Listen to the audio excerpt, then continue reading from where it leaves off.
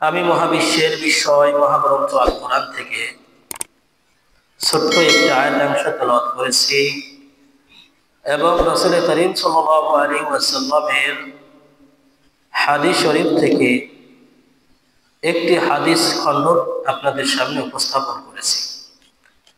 আল্লাহ যদি চাই তাহলে সাধারণ তরজমা করে ইনশাআল্লাহ শেষ করব। আল্লাহ তাআলা আমাদের তৌফিক দান করুন, বলুন আমিন। আমিন। আমার ভাইরা, আমাদের তো অনেক কিছু অজানা ছিল।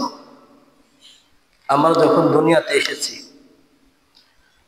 তখন কিন্তু আমরা কেউ শিখে আসি নাই, ঠিক কিনা?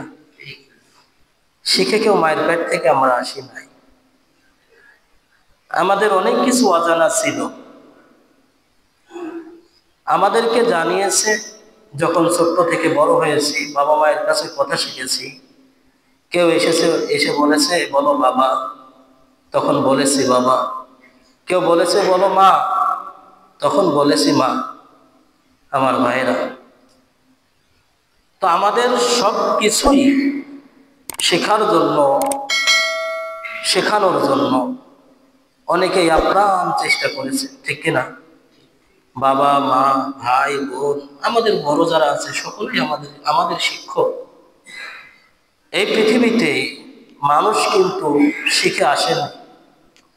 অনুরূপভাবে সেই পূর্ব যুগের উম্মাত থেকে শুরু করে আখেরে উম্মাত পর্যন্ত ইসলাম সম্পর্কে কেউ জেনে আসবে না, বরঞ্চ আসার পরে যখন দেখে আমার ধর্ম হলো কি, আমার ধর্ম কি ইসলাম, যখন এসে দেখে আমার ধর্ম ইসলাম, তখন সে আপ্রাণ চেষ্টা করে যে আমার ইসলামের ভিতরে কি কি রোকনগুলো আছে এগুলো শিখতে হবে। তো আমার ভাইরা, এই যে এই ওহী নিয়ে আসলেন কে? রাসূলুল্লাহ সাল্লাল্লাহু আলাইহি ওয়াসাল্লাম। শেখা তো অনেক কিছুই শেখার রয়েছে। আজকে আপনাদের খেদমতে আমি একটি প্রশ্ন করতে চাই। বলেন তো দেখি, ওযুর মধ্য থেকে কেউ যদি ওযুর একটা ফরজ আদায় করলো না, দেখলো শীতকাল, পাও দুইটা হাতও দুইটা, একটা ধুয়ে শেষ করে দিলাম, বলেন তো দেখি ওযু হবে? যারা না বলেনি তারা বুঝেনি কথাটা। ওযু কিন্তু হবে না।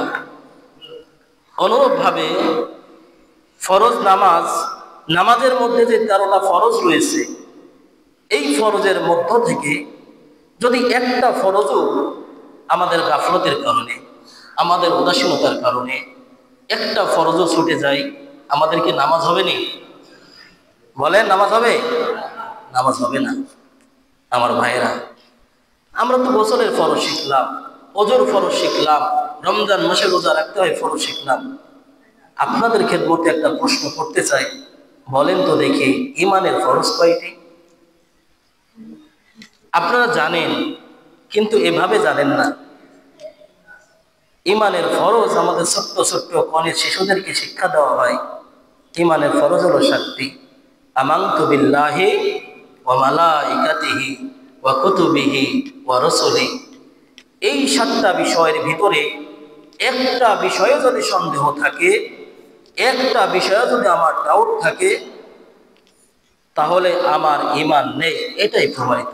কারণ গোসলের ফরজ থেকে যদি একটা ফরজ ছুটে যায়, ওযুর ফরজ থেকে যদি একটা ফরজ ছুটে যায়, নামাজের ফরজ থেকে যদি একটা ফরজ ছুটে যায়, যেমন গোসল হবে না, ওযু হবে না, নামাজ হবে না, অনুরূপভাবে ঈমানের এই 7টা ফরজ থেকে একটা ফরজের সম্পর্কেও যদি আমার সন্দেহ থাকে, তাহলে আমার ঈমান নাই, এটাই প্রমাণিত।